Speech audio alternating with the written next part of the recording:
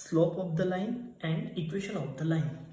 Students, हम इस lecture में किसी भी लाइन का स्लोप कैसे फाइंड करें और इस लाइन का इक्वेशन कैसे फाइंड करें वो पढ़ेंगे। कुछ एग्जांपल्स के साथ लाइन का स्लोप कैसे फाइंड करें वो समझते हैं। फिगर 1 में कोई प्लेन XY प्लेन दिया हुआ है जिसमें लाइन L रखी हुई है। ये जो लाइन है वो X एक्सिस के साथ थीटा जितने एंगल पे रखी हुई है। मुझे इस लाइन का स्लोप फाइंड करना है। स्टूडेंट्स, स्लोप फाइंड करने के लिए मैं बहुत ही इजी मेथड समझा रहा हूँ। किसी भी लाइन का स्लोप फाइंड करने के लिए उस लाइन पे कोई 2 पॉइंट कंसीडर करने पड़ते हैं। किसी एक पॉइंट को मैं बोलूँगा इनिशियल पॉइंट और दूसरे को बोलूँगा फाइनल पॉइंट। लेट सपोज मैंने B को बोल दिया इनिशियल पॉइंट और A को बोल दिया फाइनल पॉइंट। तो B के कोऑर्डिनेट्स हो जाएंगे x1 y1 और A के कोऑर्डिनेट्स हो जाएंगे x2 y2। उस हिसाब से x कोऑर्डिनेट और y कोऑर्डिनेट में अगर हम पॉइंट कंसीडर करें तो ये हो जाएगा x1, ये हो जाएगा x2, y1 और y2। अब किसी भी लाइन का स्लोप फाइंड करना है। स्लोप को हम m से डिनोट करते हैं जिसका इक्वेशन है m equal to delta y divide by delta x। That means change in y coordinate divide by change in x coordinate. So हम ऐसा लिख सकते हैं m equal to y2 minus y1 divide by x2 minus x1, या फिर हम ऐसा भी लिख सकते हैं y1 minus y2 divide by x1 minus x2। लेकिन y1 माइनस y2 इस फिगर पे से हम देख सकते हैं कि अगर हम y2 में से y1 निकाल देंगे तो हमारे पास इतना एरिया बचेगा और उसको मैं लिख सकता हूँ AC। सेम तरीके से x2 में से अगर हम x1 निकाल देंगे तो हमारे पास क्या बचेगा BC। तो इस लाइन के लिए हम slope m equal to AC divide by BC भी लिख सकते हैं।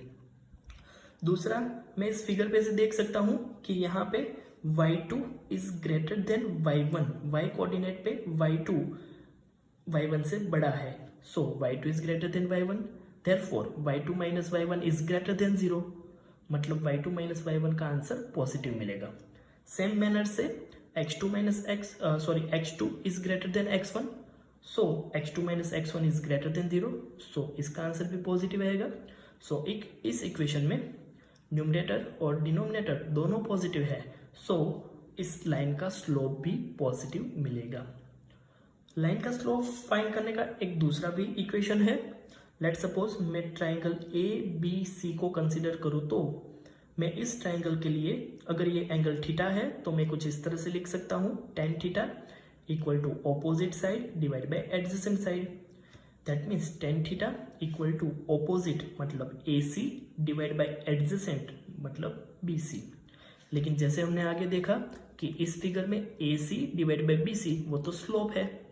तो स्लोप ऑफ द लाइन का हमें दूसरा इक्वेशन मिला m equal to tan theta. तो हम इस दोनों में से कोई भी इक्वेशन से किसी भी लाइन का स्लोप फाइंड कर सकते हैं। सेकेंड एग्जाम्पल देखते हैं। सेकेंड एग्जाम्पल में कोई लाइन L दी हुई है जो कि XY प्लेन में है।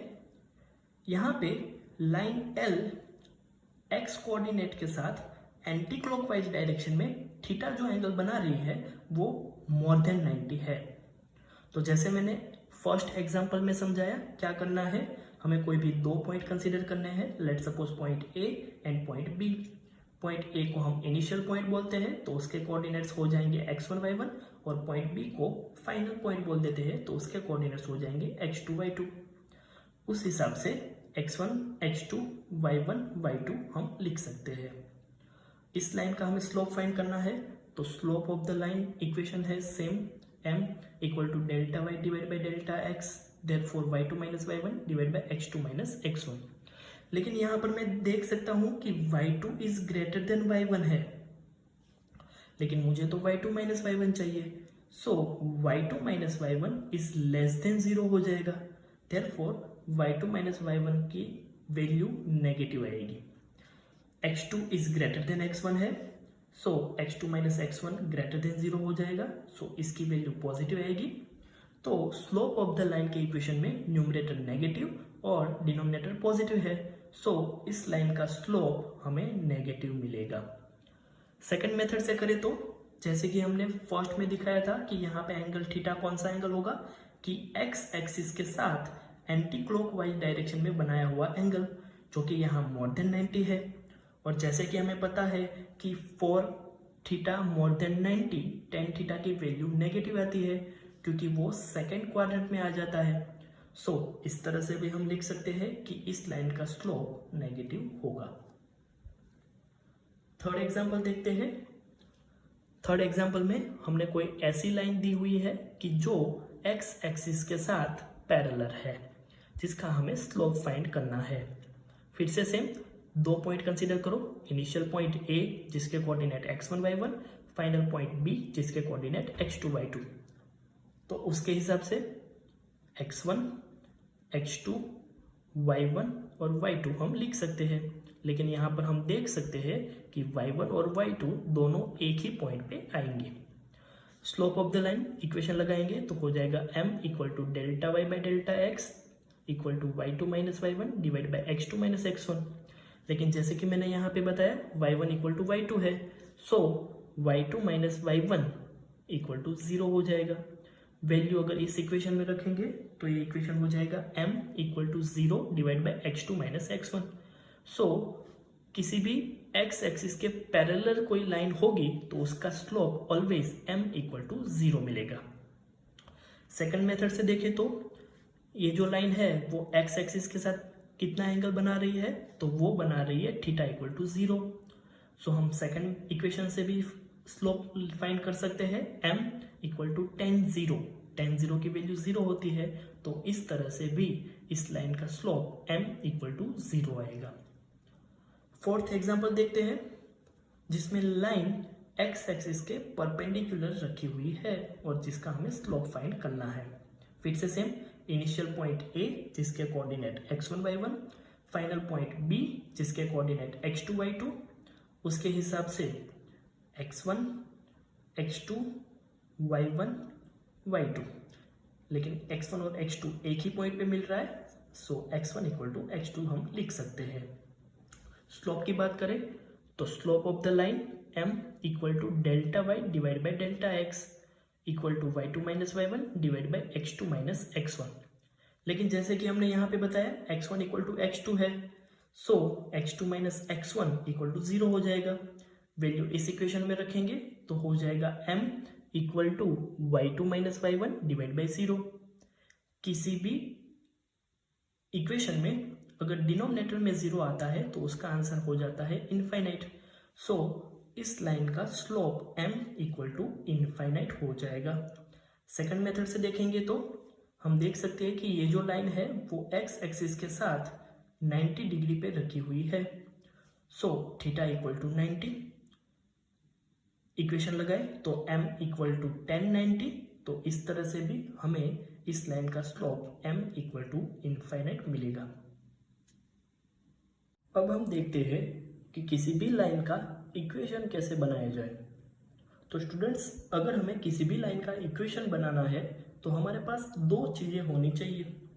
एक तो स्लोप ऑफ द लाइन मतलब m, और उस लाइन का y कोऑर्डिनेट का इंटरसेक्शन पॉइंट। लेट्स सपोज अगर कोई लाइन है जिसका स्लोप m दिया हुआ है और इस लाइन का y कोऑर्डिनेट के साथ इंटरसेक्शन पॉइंट दिया हुआ है 0c, तो इस लाइन का इक्वेशन हो जाएगा y equal to mx plus c। तो इस तरह से किसी भी लाइन का इक्वेशन के लिए उस लाइन का स्लोप और y कोऑर्डिनेट के साथ इंटरसेक्शन पॉइंट होना ज़रूरी है।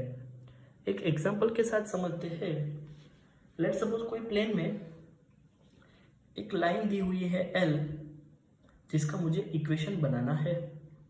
यहाँ पे मुझे दिया हुआ है कि ये जो लाइन है वो x कोऑर्डिनेट के साथ एंटी क्लॉकवाइज डायरेक्शन में 45 डिग्री एंगल पे है और इस लाइन का y कोऑर्डिनेट के साथ इंटरसेक्शन पॉइंट दिया हुआ है 0-2।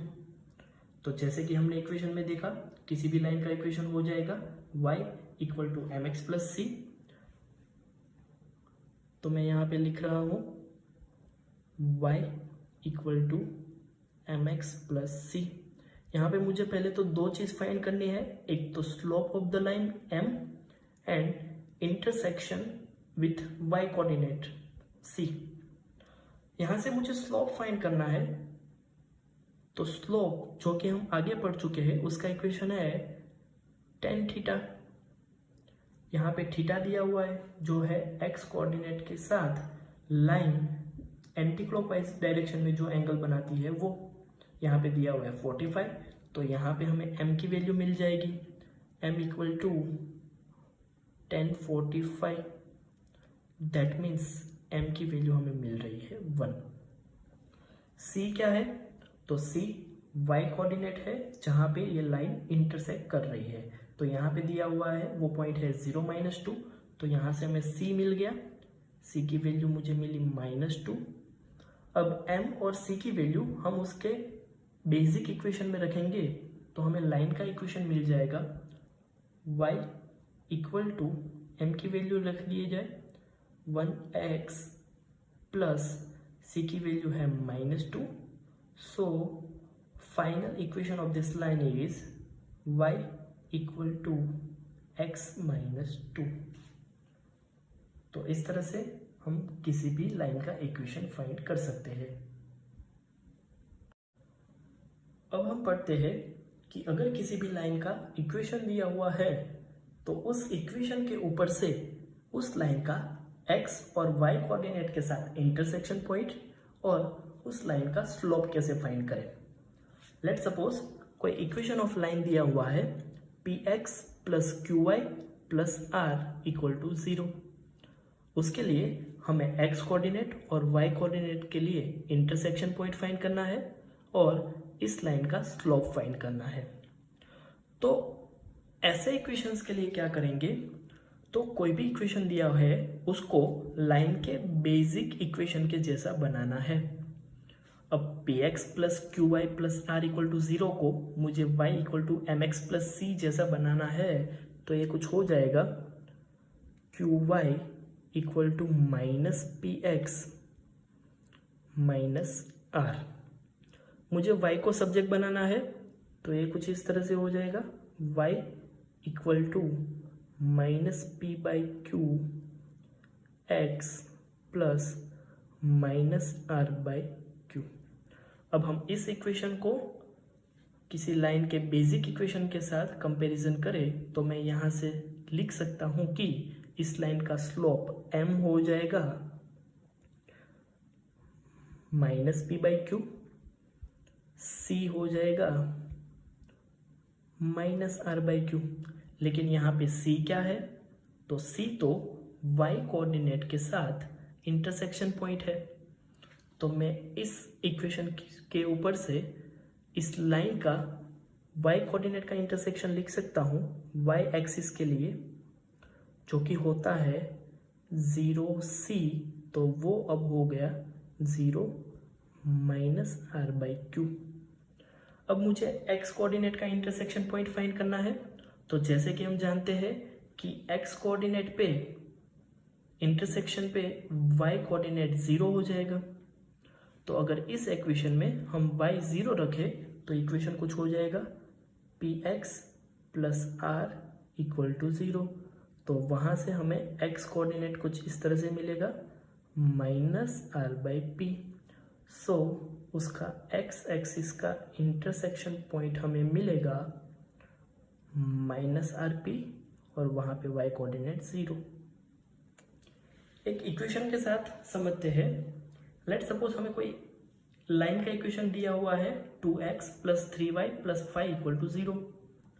इस इक्वेशन के लिए, इस लाइन के लिए हमें x axis and y axis के इंटरसेक्शन पॉइंट फाइंड करने हैं और इस लाइन का स्लोप फाइंड करना है।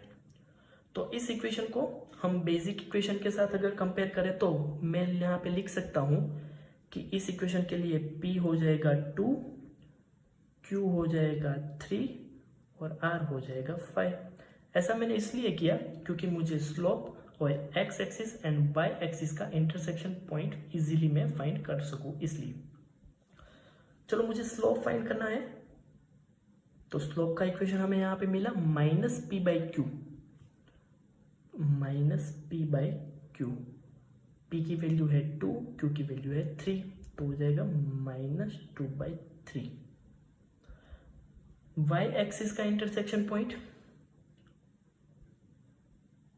तो उसका हमें फाइनल फॉर्मूला मिला था 0 -r/q। तो इस इक्वेशन के लिए वाई एक्स का इंटरसेक्शन पॉइंट हो जाएगा 0, r और q की वैल्यू r5 दिया हुआ है, q3 -5/3। सेम तरीके से x एक्सिस का इंटरसेक्शन पॉइंट फाइंड करना है, तो उसका हमें इक्वेशन मिला -r/p 0, -r/p 0। वैल्यू रखते हैं, r की वैल्यू है 5, p की वैल्यू 2, तो हो जाएगा -5/2 0। तो इस तरह से हम किसी भी इक्वेशन के लिए उस लाइन का स्लोप और उसका x एक्सिस और y एक्सिस के साथ इंटरसेक्शन पॉइंट फाइंड कर सकते हैं।